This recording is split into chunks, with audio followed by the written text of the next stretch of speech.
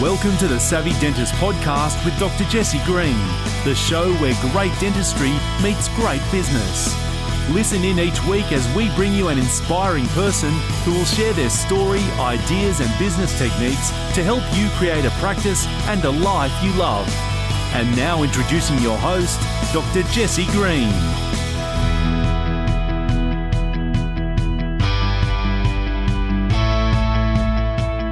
Welcome back to the Savvy Dentist Podcast, the show where great dentistry does indeed meet great business. Today, I'm very excited because we're having a conversation all about change. Change in all its flavors, whether it's life change, business change, you name it, we're going to be discussing it. And my guest today is JoAnna Ferrari, who is an expert at helping guide others through change and drawing on her own experience as change that's been in her life, both personally and professionally, as a guide to help others navigate their own path.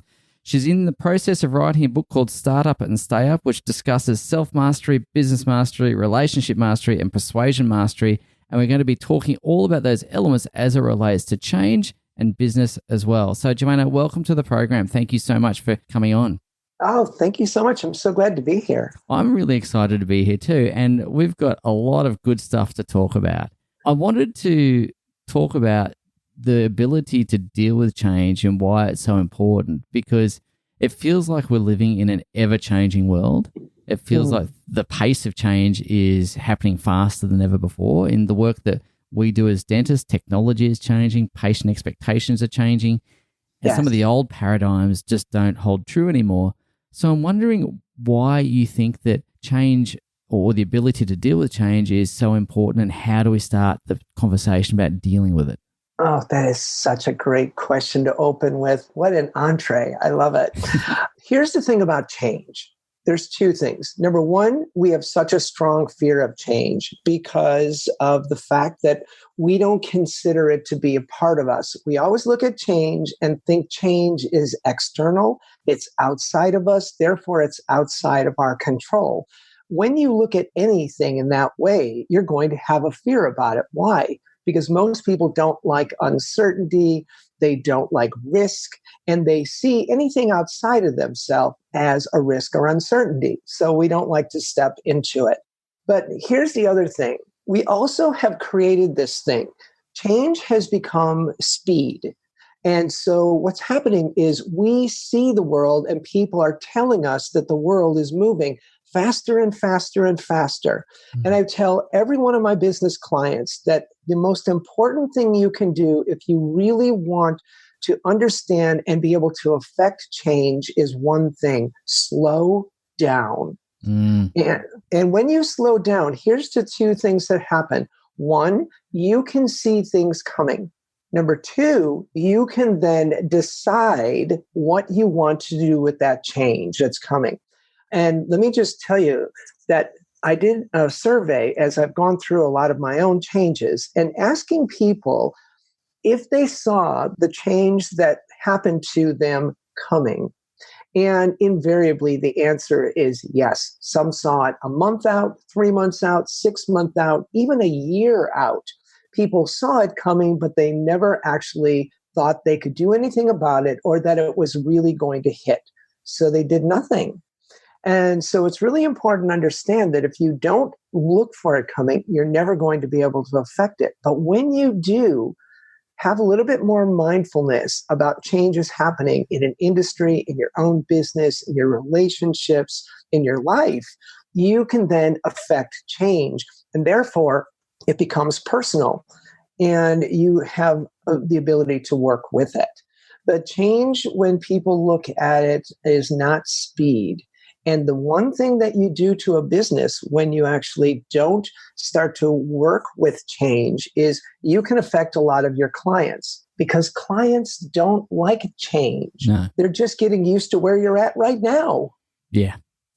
Really, really important. I love the slow down piece. One of the things that we talk about in the work that we do, as well as because we deal with a lot of fast-paced businesses, fast-growing business, rapidly growing businesses. And one of the challenges that many practice owners encounter is too many things to do, so much to do in such a short space of time, and they're often feeling really overwhelmed. And when I say to them, slow down, they say, but how, Jesse? How do I get off the treadmill for 5 minutes to catch my breath? How do I stop this feeling of overwhelm. And do you have any thoughts around that? I do. So a lot of times we think that in our mind, we think that we have thousands of things to do. But every time I've ever asked a business owner, make a list of the top 100 things that are most important for your business to succeed, that are essential, not potentials, but are essential. The average list is less than 20 things. And when you think from that perspective, you can see, oh my gosh, I've really been using my brain to create a lot of my own mischief in my business, a lot of the own barriers to change. So why is it then that we do create mischief in our own mind? How do we self-sabotage? What leads us to that? Keeping up with the Joneses. We think the best is the most technical. We're trying to keep up with technology. And technology is changing so fast, and at least it appears to be. But I mean, people will change their iPhones because they've got a new color, right? And so we call that change to technology. But if you really look at technology, it's changing a lot slower than we think. And we don't need to have all the very best tools, all the very best toys in our practice, in our business, in our life, to have a successful business. So we have to make sure that what we're doing is, especially when you're a business owner, you have to make sure that your clients know what you're using and how you're going to use it, because it's really more about delivery and support anymore than it is just about the product that you can deliver or the service that you deliver. And so when you really go through your delivery process, you start to realize you can slow down and do a better job already with what you have. But when you're trying to keep up with the Joneses and have to have all the newest, latest toys, that can actually be a really big barrier for businesses. Yeah, and what's really insidious in that whole process, of course, is the role of social media. We jump onto Facebook or Instagram, or everyone seems to be living an amazing life, or using amazing technology in their business, or whatever it happens to be. And comparison, my grandmother used to have this saying. She used to say to me, Jesse, comparison either makes you feel superior or inferior, and neither is helpful. It's true. And it also either makes you feel inspired, inspiration, or desperation. Yeah. And that's what happens. But you know what? The whole world, Jess, is made up of, there's three things that I say the major part of the world is speeding us up with. And it's competition, compare and contrast, as you just said, right? And consumerism.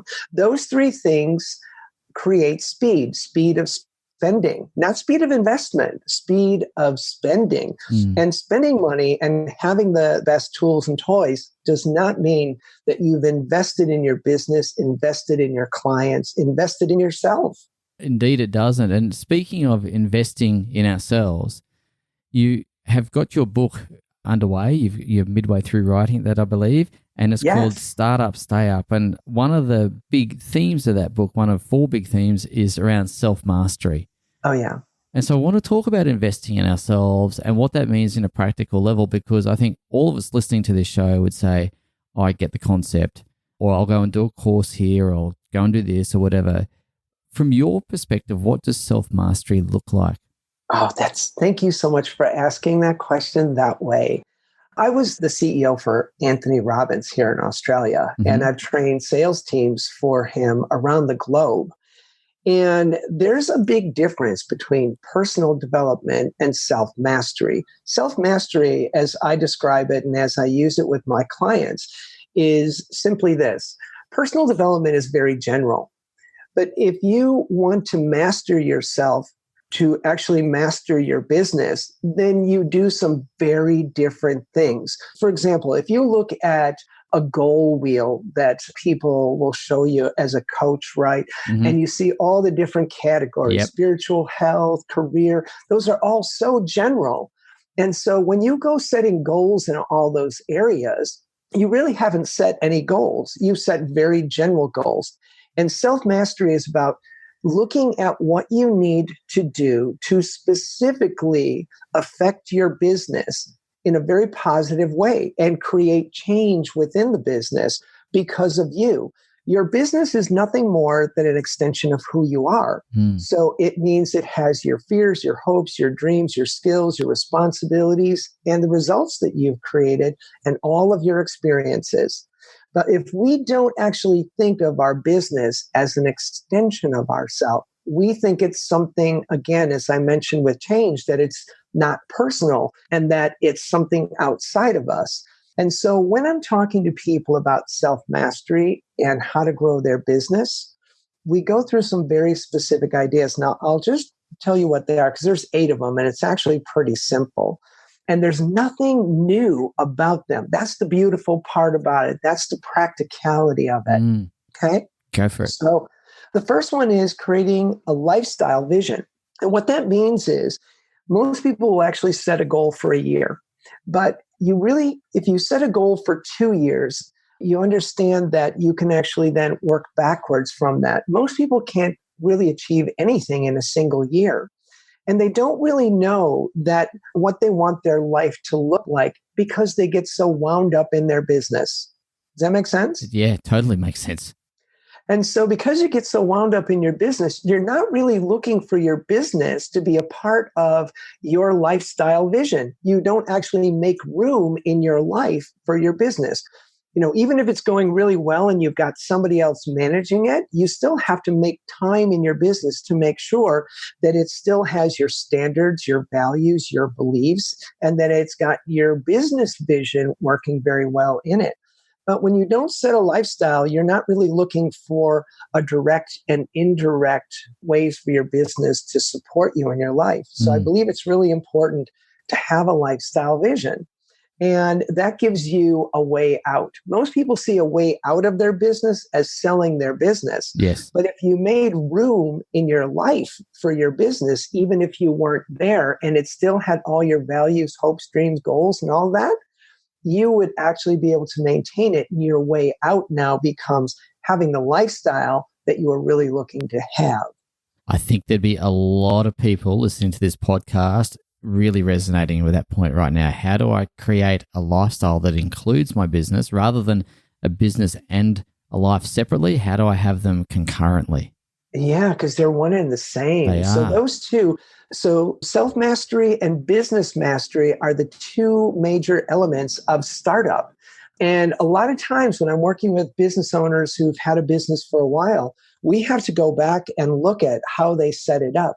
And this is how I know that you can change a business very quickly and help a business to grow, is because if I change the personal self-mastery and I change the business mastery, how you've set both of those up, you get completely different results almost automatically.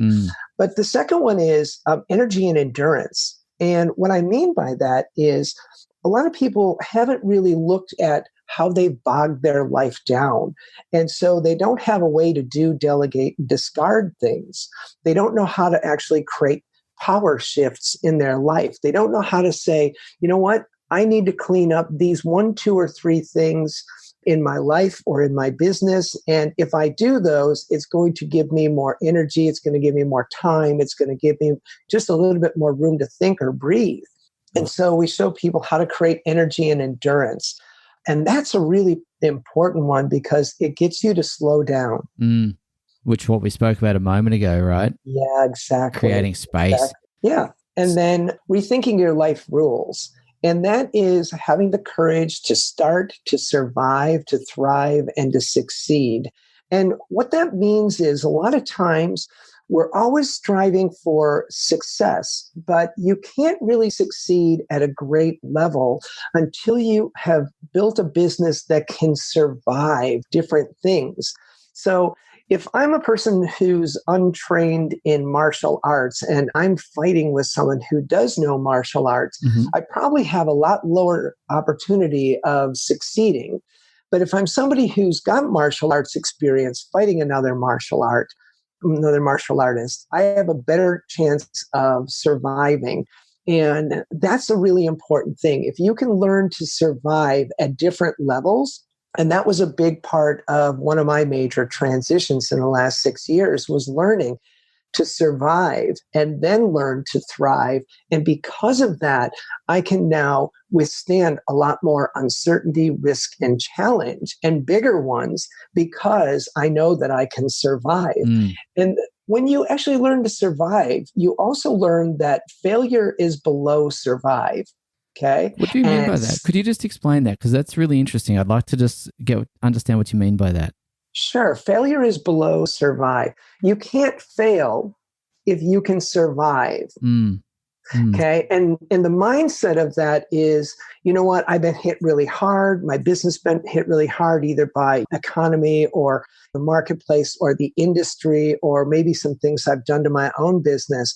But if I actually look at it and I've really been preparing to survive, I won't fail. Yeah. I'll only get to a point where I have to do a little bit of rebuilding, but it gives me room to regrow myself. I don't get into a depressed state, an anxiety state.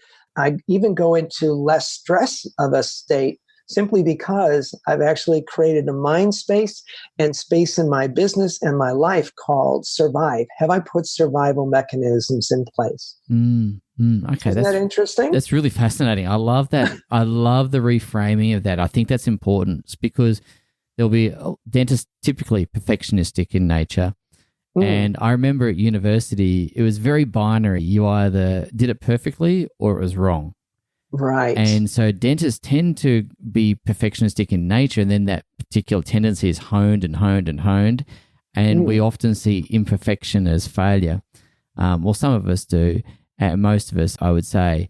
And I think that reframe that you've just put there, because it's so important, because not only does that perfectionism translate in a clinical sense, which we kind of need it for clinical mastery, but when we look in business and in life, we take that perfectionism out of the dental space and we overlay it into our life, and it doesn't always serve us. So I really think that reframe is really important. It's really helped a lot. Here's another one, though. If you look at the space between survive and success, there's a word called thrive. Now, thrive is also one of those. It's such a great step, because success is so personal in the way people define it. Yep. But the word thrive is not as personally defined. It's more of a generalistic term, but it's got such a positive connotation. Thriving means that in several areas or multiple areas, you're actually either succeeding or becoming successful or feeling a sense of that. When you have multiple areas of your business or your life that you're in a thrive mode, more than likely you're going to springboard or leap to success. You'll actually bypass a tremendous amount of steps, because what you elevate is not only your mindset, but you elevate your actions, your energy goes up, and you start to see more clearly that your vision and your goals can come true. And that's how you get to your personal level of success. What I wanted to ask you, though, was about the personal level of success, because success is indeed personal. And one of the things that I know, you work in a coaching space and I work in a coaching space, one of my observations is that a lot of people don't take the time to define it for themselves. Yeah, have you noticed true. That? It is. A lot of people don't define success, but there's a really easy way to do it, because success is it's like if they were holding a competition to rename the Mona Lisa. I mean, that would be a really hard task, right? Yes, indeed. But if I look at it and I say, what are your wants and what are your needs? See, because if your wants and your needs are being taken care of, you can then label that with a term called my success. My success would be equal to my wants and needs being met. So now if I can define my wants and needs, I can now look around my business. I can now look around my life and I can say, do I feel successful? And I can start to look at the different areas. Instead of using a generalization, I can actually see clearly and specifically what areas my wants and needs are being met and which ones they're not being met. And then I can actually go again to solving those things that are not working for me. And that leads to somebody being able to define their success better, or at least have actions to take until they can create their own personal definition of success. Yeah. So ladies and gents, if you've just tuned in, we're having a conversation with JoAnna Ferrari. You can find her at JoAnnaFerrari.com. And I'd really encourage you to go back and listen to that last part on defining personal success over and over and over again. Really get clear about your needs and your wants. And if you can define that, you can define your own version of success. And really encourage you to do is to get some pens out, get some paper out, and really scribble that down and get detailed about it. Get clued into it, because it's going to be the North Pole on your compass. And I think it's a good thing to do. So, JoAnna, once people have got their personal success defined, I guess it's about mapping out a plan to get there, evaluating what's working, what's not working. How do you suggest people run a filter over their activities to determine what's working and what's not working? Is it a case of, does this move me in the direction of my wants and needs? Is it that simple, or is there more to it? Well, if we left it that general as, is it meeting my wants and needs? Now we're talking personal development again. So let's talk self-mastery and business mastery, because here's the thing. The next 4 things that I want to give you will actually work in your life, but they equate to making better decisions in your business instantly. And that's really what we want self-mastery to do. Yes. We want it to work for you, but we also want it to be also in your business, so that you clearly are growing yourself to be a better business owner, a better leader. And the first person you get to lead better is yourself, right? Yeah, totally. So here's the 4 things that I use as filters. Number 1 is, I take and I group together time, choices, and experience, because those go together. You choose the way you're spending your time, and you're getting an experience out of that. It's basically an equation. And if you actually look at your time and look at your choices, you can see what kind of experiences you're getting. So all you have to do then is change the choices that you're making, right? And change the amount of time that you're using for the choices you're making, and you get a different experience. Now, it's really important to understand, because time, we look at it and everybody wants to take a time management course to tell you how to do that. But I mean, you really don't need to do that. You need to understand how you're spending, investing, and measuring your time the same way you would if it was money. Okay. And a lot of people don't actually think through that type of chunking. But here's the next one. Are you being your best you, even when you're not your best yet? Now, that sounds kind of strange, but in your business, if I asked you, are you being your best in your business? Are you really measuring the things you need to measure? Are you really using your time the way you want to? Are you still passionate about it?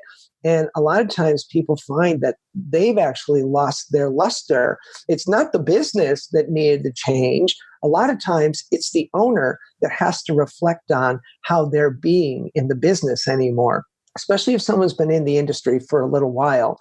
And it doesn't mean they're bad. It just means that they've actually lost their perspective and they really haven't been focusing on who they are. The next one that I use as a filter is relationships, honesty, and communication. Because when you're looking at the relationships you have around your business, I call it CRM thinking. So, because most people, your customer relationship management database is really important, but we don't have one of those for our life.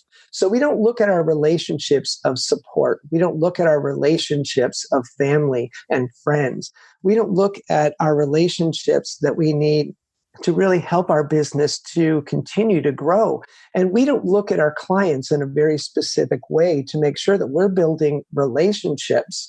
When people are looking at marketing in their business, they're looking at dollars, making dollars, not building relationships. And I find that when you start teaching people, look at everyone around you as a relationship again, and find out if you're being honest with them and change your communication, it's a really great filter. I think that's really, really important. Again, relationships, the human-to-human interaction that we have day in, day out. I really also like the paradigm of the CRM for your personal relationships as well. How effective are we at nurturing those relationships? And I think it's just a good mindset for those of us in business. We're very conscious of maintaining our CRM database in business, but not so well in the personal life for many people. No, we count on social media to be our calendar anymore. So how do you find out about your friends' birthdays, right? Yeah. If it wasn't for Facebook, we'd miss half of them. Sad, but true. Yes, indeed. Yeah, it's an awful truth. I hate that, but it's true. There's a book that I read many, many years ago called How to Swim with the Sharks Without Getting Eaten Alive. It's by a gentleman named Harvey Mackay. Mm-hmm. And I actually got to meet Harvey and talk with him about that book, but he's got an entire list of how to use relationships and managing relationships, both personally and professionally, to succeed. And he credits that with being the number one thing that really helped him to create multi-million-dollar businesses. So that's why I listen to it, and I call it CRM thinking, because it teaches you to segment people, to remember them, to take notes about them, and just to be curious and ask more about them and make notes about it. Yeah, I think that, we do that so intuitively in business, but people don't do that in their personal lives. And I think that's really, really important. And I'm very good at doing that in our dental practice. I'm very good at doing it with our coaching business, but I have not done it with my friends. And I've just got a little note to myself here that I need to get better at that. And I thank you for the prompt. I wanted to ask you about your website for a second. Okay. Because I love your website. It's really good. I want to ask you about the red shoes. Dorothy you've got these beautiful red shoes on there. My daughters would be looking at those with a high degree of envy. And I'm wondering if you can tell us a bit about the red shoes. I'm sure there's a story. Oh, there is a great story. So that I did TEDx Melbourne, August 2016. And it was the first time that I had gotten back on stage in almost 5 years to a big audience. And as I was walking up to the red circle, I realized that I had forgotten the introduction and a good part of my presentation because I was so nervous. And so I got up to the red dot and I started into my presentation, and I asked the audience to excuse me for a second. I walked to the back of the circle and I took my shoes off because I wanted to be more comfortable in my thinking.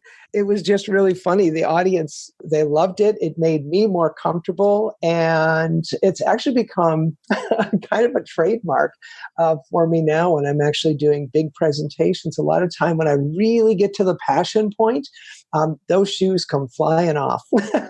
That's hilarious. And so that was the picture that TEDx took and actually put up as one of the highlights of the day. That's fantastic. That is really cool.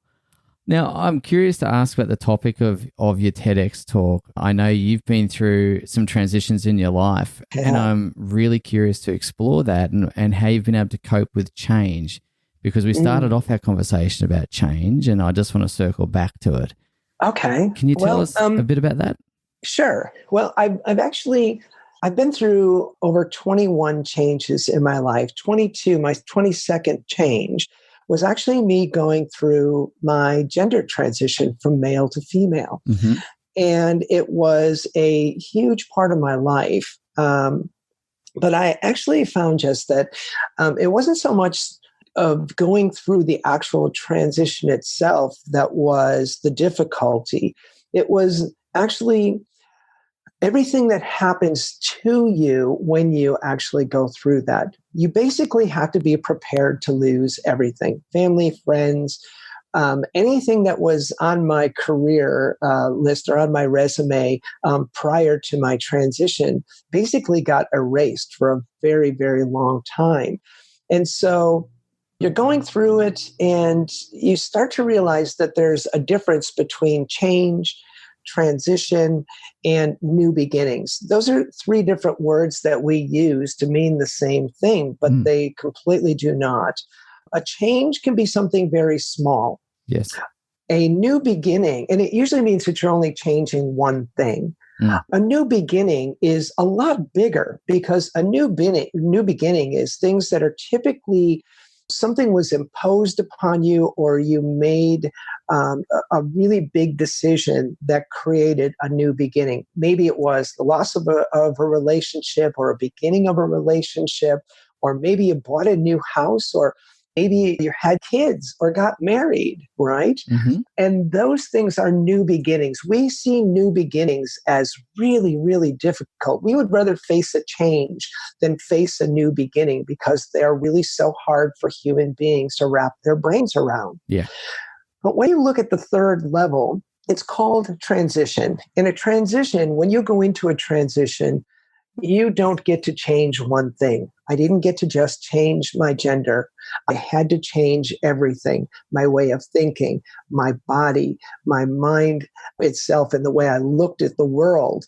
You have to change a lot about your friends, about the way you're going to act, about the things you're going to do. I mean, there's so much that changes that you have to really let it all kind of fall apart, sort through it, and pick up the ones that are going to work for you in your new lifestyle. And that's a transition. And when I've seen businesses or people going through transitions, they do one thing really poorly. They try and hold as many of those pieces in place, and that'll drive you insane. Yeah. In my case, insaner. But it'll drive you crazy to try to hold pieces in place. You really sort of have to let it just fall, let it hit the ground, and then have a look at it and start to pick up the pieces that work for you again. So when I went through my transition, that's exactly what I did. I let it all fall apart. And I started to pick it up again. My youngest son was living with me, and we were living below poverty level in Sydney for almost 4 years. Wow. So it was pretty tough. Tough. That's really tough. Yeah. But you've obviously come through that. And I guess my question that I'd like to ask you is around a sense of identity, because whether it's a transition of gender like you've been through, or business transition, and letting those things or those elements hit the ground, that takes a great deal of courage. And it must have been tempting or difficult to let them go, and tempting to hold on to things at some point, I imagine. I don't know. Yeah. But I'm curious to ask how your sense of identity changed in that process. Because again, for any transition, whether it's a gender transition, business transition, or otherwise, there'll be perhaps a change in the way that we see ourselves. Yes. Identity is a really important thing, and we actually try and hang our identity in the wrong place very quickly. I'll give you an example, just using the gender transition as an example. I do not call myself a woman. You can't just step over the gender line, be taking hormones, and start to call yourself a woman, because you're not. I interviewed almost 100 women and asked them a single question. When did you start calling yourself a woman? And they started calling themselves that when they were in a place where they felt they could actually take care of themselves. They had a bit of independence, but mostly the answer is around the fact that they actually took responsibility for themselves and could take responsibility. So identity is a really important thing. It is the headline for telling the story of your life. And most people don't ever think of it that way. So like we're so used to asking people, so what do you do for a living? And so you might say you're a dentist, or I might say I'm a speaker or a consultant. But that automatically is us giving a sense of who we think we are. That's our identity. And so that's what we act from. So I stopped using the word transgender even, because I realized that that word was actually getting me stuck in a place that did not match my identity. So I believe it's 2 words, transitioning gender. And that's what I did. It's a process. It's not who I am, and it's not what I am. And so I really started looking at the words that I use to describe myself, the words I use to describe situations. And I've actually given the power back to the words that I use.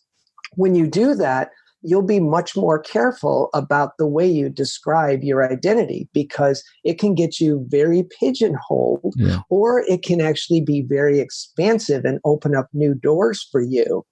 So I call myself female. Mm-hmm. Okay. And that's what I live, because I transitioned my gender, which was male to female. And living in that, I'm much more comfortable with that word. It's much more honest. I don't go through dysphoria with it, but it lets me also grow into the identity of being a woman. How many years away is that? You know what? I don't know.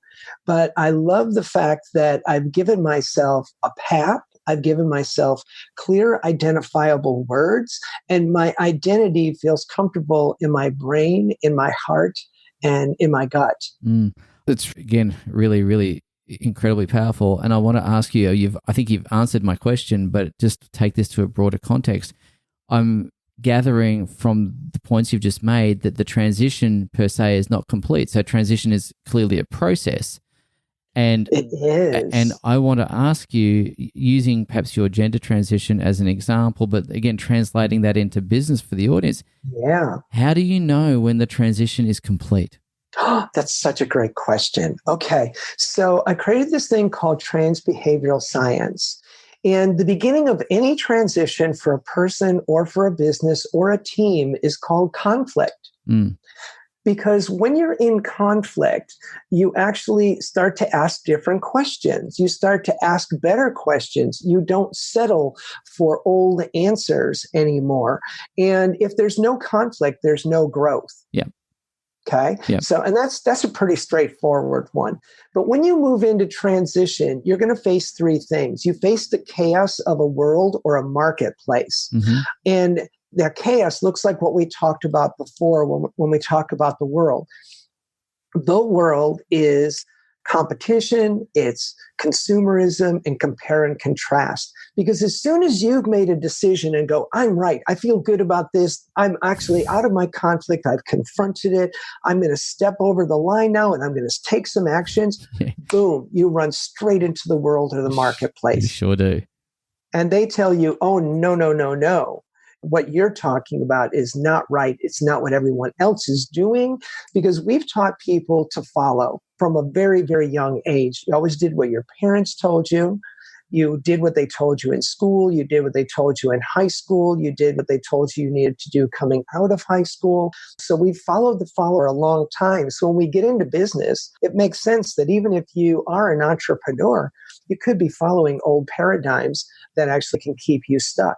So you have to break through the chaos of the marketplace or the world. But the second thing that you have to do is you have to build a safe space, either within a business or your life.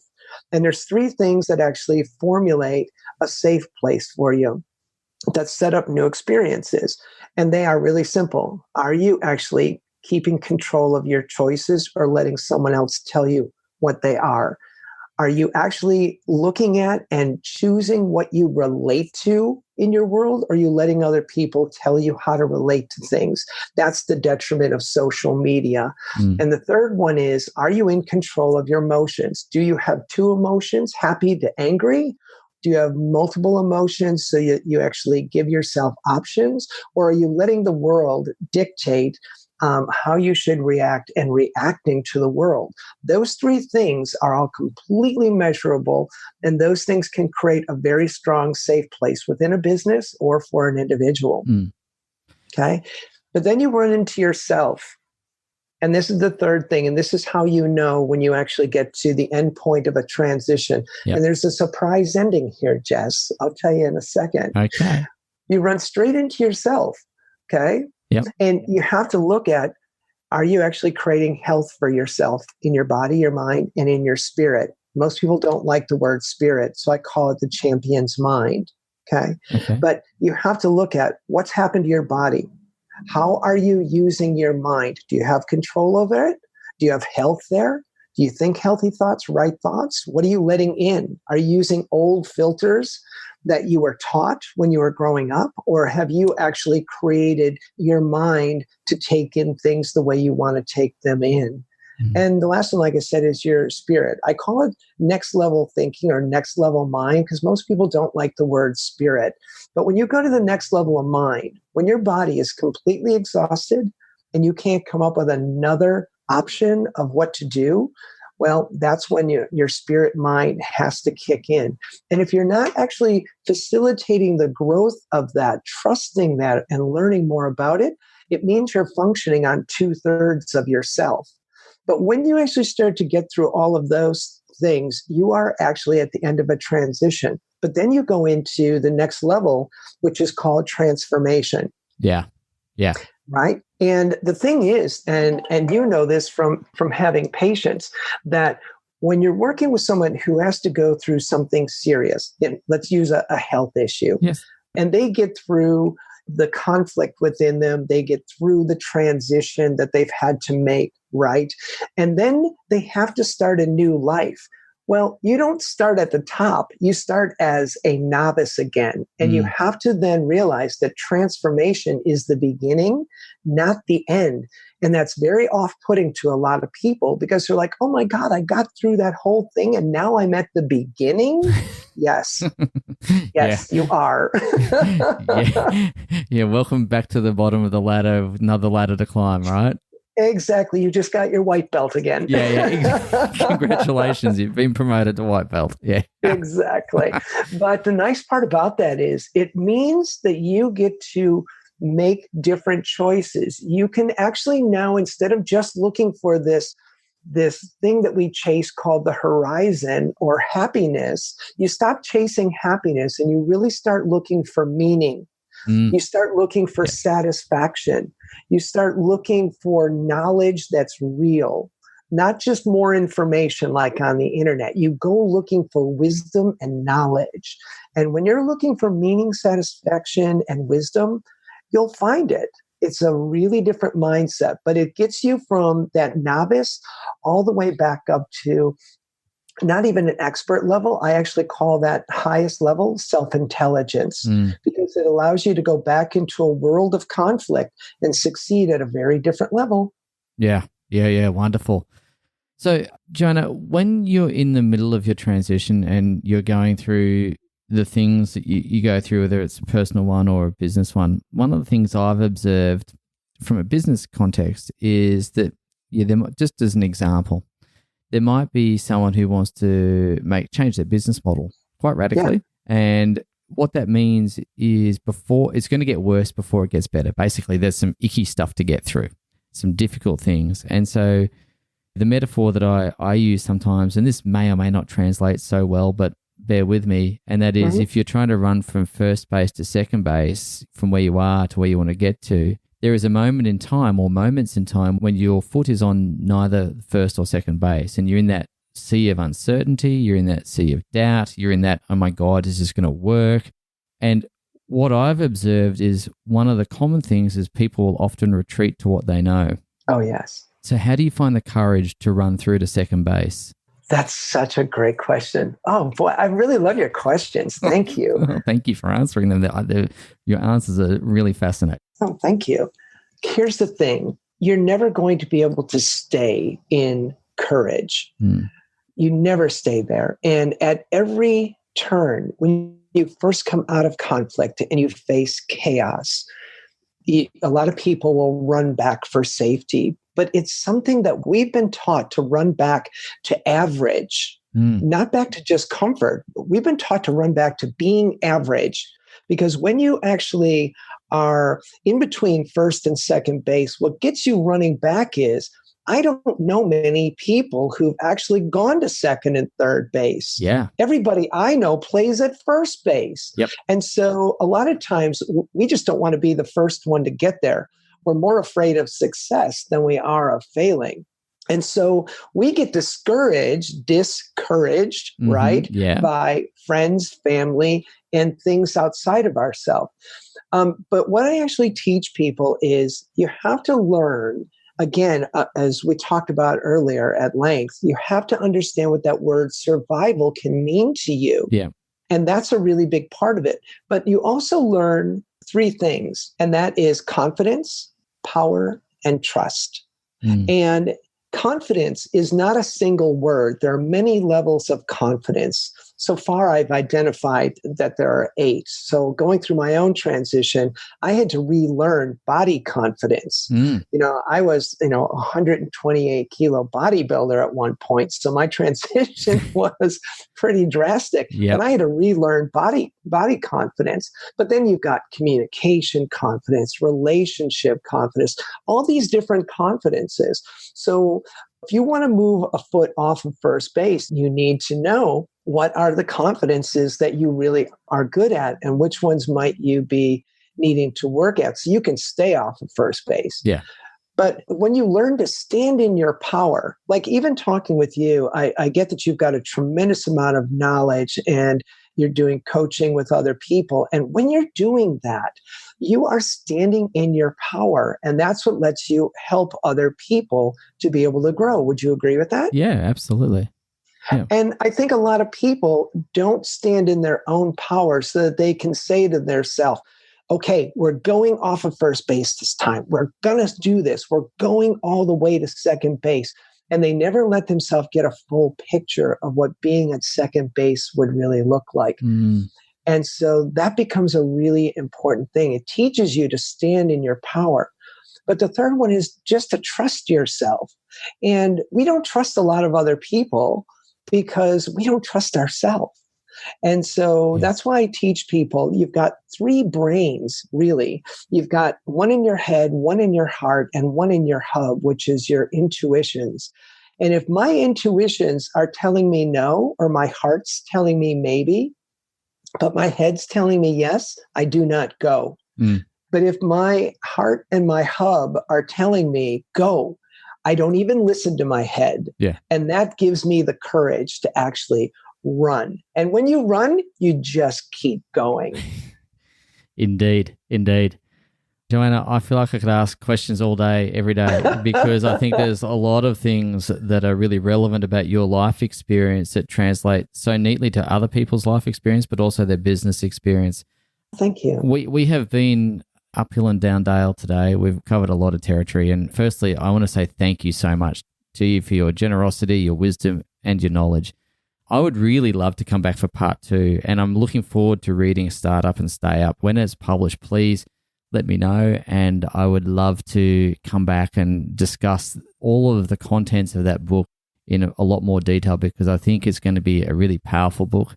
I think it's going to be a book that will change lives based on what we've spoken about today. I'm really looking forward to reading it. And, well, thank you so much. Thank you so much.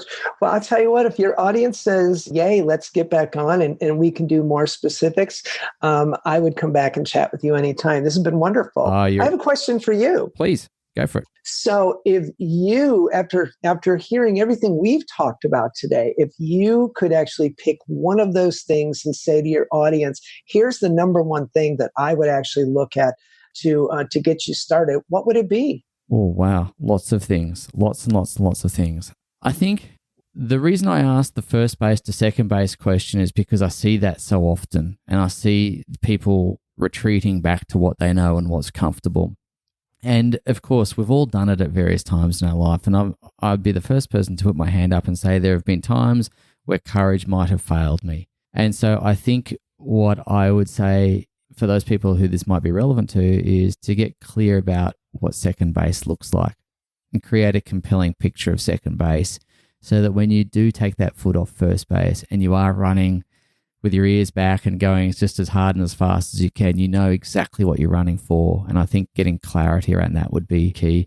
And the second thing I would also really focus in on is getting clear about the definition of personal success, which ties into second base a bit. I thought that was a really powerful thing, because my observation again is sometimes the comparison piece we spoke about, people get caught up with someone else's definition of success. And I think it's important to be ourselves. I think it's important to just own our own identity and to own our own definition of success and be content with that and not feel the need to match up to someone else's standard. Yeah, I love that. You know what? Next time we get together, I'm going to interview you. Perfect. I would love that. That would be a lot of fun. That would be tremendous fun. JoAnna, thank you once again for coming onto our program. It's been a thrill and a delight. And I want to thank you from all of us here at Savvy Dentist for, as I said, your generosity, your wisdom and your insights. And I'm looking forward to reading that book. So please hurry up and get it down on paper because I can't wait. It'll be out in October. And thank you so much for letting me play. I really enjoyed it. Yeah, me too. Thank you for listening to the Savvy Dentist podcast with Dr. Jessie Green. For more free tools and resources, join the free Facebook group. Visit drjessiegreen.com/Facebook. And for more episodes, visit drjessiegreen.com/savvydentist.